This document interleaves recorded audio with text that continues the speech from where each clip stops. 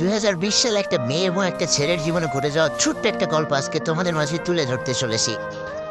সামান্য একটা free fire game থেকে যে দুটো মানুষের জীবন কোন জায়গায় নিয়ে যে ফেলতে পারে সেটা আজকের গল্পটা শুনলে বুঝতে পারবা। আমাদের চলার পথে কাউরে ভালো লাগতেই পারে, এটা খুবই স্বাভাবিক। আর ভালো লাগা থেকেই কিন্তু ভালোবাসা তৈরি হয়ে যায়, এটাও খুবই স্বাভাবিক। তবে সঠিক মানুষে ভালোবাসতে না পারলে যে কতখানি ভুগতে হয় আর নিজের জীবনটা যে এক চান্সে নষ্ট হয়ে যায় তা আজকের গল্পটা শুনলে বুঝতে পারবা। এই জন্য বলে হাতে যদি কিছু সময় থেকে ভিডিওটা প্রথম থেকে শেষ পর্যন্ত দেখে যাও, কারণ জীবন থেকে নেওয়া গল্পগুলো থেকে অনেক কিছু শেখা যায়। তো বেশি প্যাকপ্যাক না করে ছোট্ট একটা ইন্টু দ্য আজকের ভিডিও শুরু করা।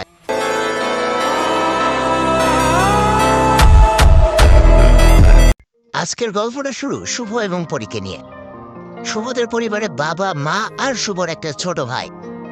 শুভ ছিল মধ্যবিত্ত ঘরের মধ্যবিত্ত সন্তান। দিন আনি দিন খায় খুব ভালোই চলে যাচ্ছিল। শুভর বাবা ছিল একজন ব্যবসায়ী।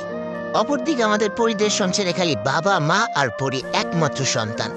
আর পুরো অভাব যেন কোনোভাবেই তাদের পিছু ছাড়ত না। বলে রাখা ভালো, পরিরা কিন্তু ছিল একেবারেই নিম্নবিত্ত পরিবারের একজন মানুষ। পরির বাবা ছিল একজন নাইট গার্ড। পরিবারটা ছোট হলেও পরির পড়ালেখার খরচ যোগাইতে হিমশিম খেয়ে যেত পরির বাবা। শুভ ফ্রি ফায়ার খেলা শুরু করে 2018 সালের ফেব্রুয়ারি মাস থেকে। শুভর ডিভাইস মোটামুটি ভালো থাকায় সে আস্তে আস্তে ভালো প্লেয়ার হওয়া শুরু করলো, মোটামুটি ভালো খেলা শুরু করলো। এদিকে আমাদের পরি এই ফ্রি ফায়ার গেমটার সাথে পরিচয় হয় 2019 সালের অক্টোবর মাস থেকে। যদিও তার ফোনটা অনেক লো থাকায় সে খুব ভালোভাবে খেলতে পারতো না। হঠাৎ করে একদিন শুভ অটো ম্যাচ 1 দিয়ে স্টার্ট করে দেয়। র্যান্ডমলি তার ম্যাচে চলে আসে পরি। এদিকে পরি তো একে একটা মেয়ে, তার উপরে আসতে একটা বট। সে তো খেলতেই পারছে না, বারবার ঠুস ঠাস করে মরতেছে। আর আমাদের শুভ দৌড়ায় দৌড়ায় যে নায়কের মতো তাকে কিন্তু রিভাইভ দিচ্ছে। একটা সময় পর শুভ কিছুটা রাগ করে বলে, তুমি কি খেলতে পারো না? খেলতে না পারলে খেলতে এসেছো কেন? পরি অনেকটা ভয় ভয় কণ্ঠ নেই বলে, আমি তো খেলতে পারি না, তা খেলা শিখাই দিতে কি হয় আপনার? ব্যাস এইখান থেকে শুভ আর পরি হয়ে যায় পরিচয়। ওয়ার্ল্ডের ফ্রেন্ড থেকে ম্যাচ শেষ করে তারা ফ্রেন্ড হয়ে যায়। এভাবেই চলতেছিল। শুভ একদিন পরির কাছে কথা দেয় যে হ্যাঁ, আমি তোমাকে পোলো প্লেয়ার বানিয়ে ছাড়বো। এদিকে আমাদের শুভ অনার্স 3rd ইয়ারে পড়ে আর পরি কিন্তু পড়ে ইন্টার 1st ইয়ারে। এভাবে তারা গেম খেলতে খেলতে একটা বছর পার করে ফেলে। গেমের ফ্রেন্ড থেকে বাস্তব লাইফে তারা এখন অনেক ভালো একটা ফ্রেন্ড। আর কালো অধ্যায়টা শুরু হয় 2020 সালের মাঝামাঝি পর্যায়ে এসে। হঠাৎ করে পরি বাবা স্ট্রোক করে মারা যায়। আর তারপরে তাদের সংসারে চলে আসে কালো কাপড়ের ছায়া। সংসার চালাতে হিমশিম খেতে হচ্ছিল মাকে। এইদিকে পরির পড়ালেখা প্রায় বন্ধ হওয়ার জন্য। পরিদের এই কষ্ট সহ্য করতে না পেরে আমাদের শুভ অল্প বয়সে জীবনযুদ্ধের তাগিদে চলে যায় চাকরির খোঁজে।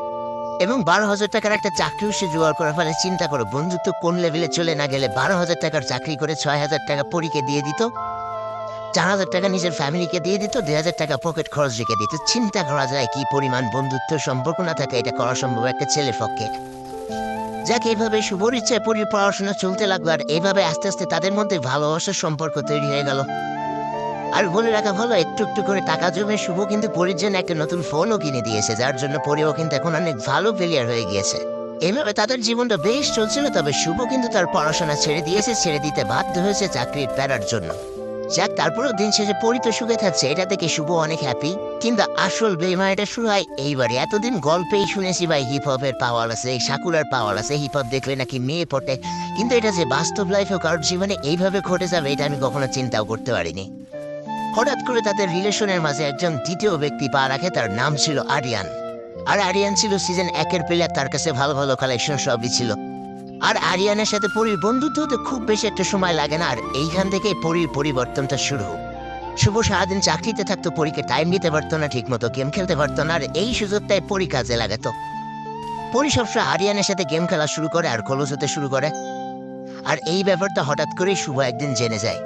এতখানি ভালোবাসার পর এত বড় ধোকা শুভ কোনোভাবে মেনে নিতে পারে না। তাই সে পরীকে বলে যে তুমি আমার সাথে কেন এটা করছো, বা আরিয়ানের সাথে তুমি কেন সম্পর্ক রাখছো। সেদিন পরীর উত্তরটা ছিল একেবারে থমকে যাওয়ার মতো। পরি বলে উঠেছিল, আমার জীবন আমি কিভাবে কাটাবো তার কৈফিয়তকে আমি তোমার কাছে দিব। এই কথাটা শোনার পর শুভর পাঠতলা থেকে মাটি সরে যায়। হায় রে, যার জন্য করলাম চুরি সেই বলে চোর, যার জন্য এত কষ্ট করলাম সেই আজকে এত বড় একটা কথা বলে দিল। তারপরে যখন শুভ পাগলের মতো এই দরজা ও দরজায় ভালোবাসা ভিক্ষা চেয়ে বেড়াচ্ছিল, ভালোবাসার জন্য অজুড়ে কান্না করছিল, তখন দেখা যায় পরীর আসল চেহারা আর ভালোবাসার পিছনে লুকিয়ে থাকা তার ঘৃণ মস্তিষ্ক। শুভর কিছু পার্সোনাল মুহূর্তের ছবি নিয়ে মেয়ে শুরু করে ব্ল্যাকমেল। হাই রে দুনিয়া, কোন ছেলেরা ব্ল্যাকমেল করে মেয়েদের নিয়ে, আর এখানে মেয়ে ব্ল্যাকমেল করছে ছেলেকে নিয়ে। কতটা সহজ সরল না হলে এটা হয়। যাকে এটা দেখার পর শুভ মেনে নিয়েছিল, জোর করে কখনো ভালোবাসা হয় না, সবকিছু আল্লাহর উপরে ছেড়ে দিয়েছিল আর বলেছিল যাও আজকে থেকে তোমার লাইফ থেকে আমি চিরতরে বিদায় নিয়ে নিলাম। এদিকে পরি চলে যাওয়ার পর থেকে শুভ অনেক ভেঙে পড়েছিল, চাকরিও ছেড়ে দিয়েছিল, কাজকর্ম ছেড়ে দিয়েছিল, পড়াশোনা সব ছেড়ে দিয়েছিল, এক কথা তার জীবনটা আস্তে আস্তে ধ্বংসের দিকে চলে যাচ্ছিল। আরিয়ানের দেওয়া লিপস্টিকে পরির ঠোঁট ঠিকই লাভ হচ্ছিল, কিন্তু আমাদের শুভর ফুসফুস কিন্তু দিন দিন কালো হয়ে যাচ্ছিল ধূমপানের টানে। তার কিছুদিন পরে খবর আসে পরি নাকি আরিয়ানের সাথে বিয়ে হয়ে গিয়েছে, তারা অনেক সুখী আছে।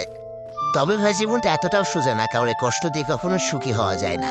প্রকৃতির প্রতিশোধ বলে একটা কথা আছে, লোকের মুখে শোনা যায় প্রকৃতি সাময়িকভাবে ছাড় দিলেও কখনো ছেড়ে দেয় না।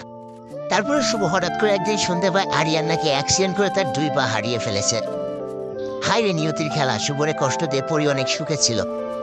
সব এক নিমেষেই শেষ। তবে এই গল্পটা শুভ যখন আমার কাছে বলেছিল তখন কানতে কানতে সে লাস্টে যে কথাটা বলেছিল এটা শুনলে তোমরা সবাই অবাক হয়ে যাবো। শুভ কানতে কানতে আমার কাছে বলছিল যে ভাই আমি লাইফে অনেক কষ্ট পেয়েছি পরির জন্য, কিন্তু কোনোদিন এক ফুটা তার জন্য বরদোয়া দিইনি, কিন্তু এত বড় ক্ষতি তার কিভাবে হয়ে গেল। আমি তো সবসময় তাকে সুখী দেখতে চেয়েছিলাম, সে আমার কাছে হোক বা আরিয়ানের কাছে হোক, তাহলে আল্লাহ কেন তার এত বড় ক্ষতি করে দিল। যাক ওই দিন শুভকে সান্ত্বনা দেওয়ার মতো কোনো ভাষা আমার কাছে ছিল না। তবে আজকে ভিডিওর মাধ্যমে শুভকে একটা ছোট্ট কথা বলি। দেখো, লোভ মানুষকে যেভাবে ঠিক ধ্বংস করে পরীকেও ঠিক ওইভাবে ধ্বংস করে দিয়েছে। এর জন্য তুমি কষ্ট পেও না, আশা করি তুমিও ভালো থাকবা।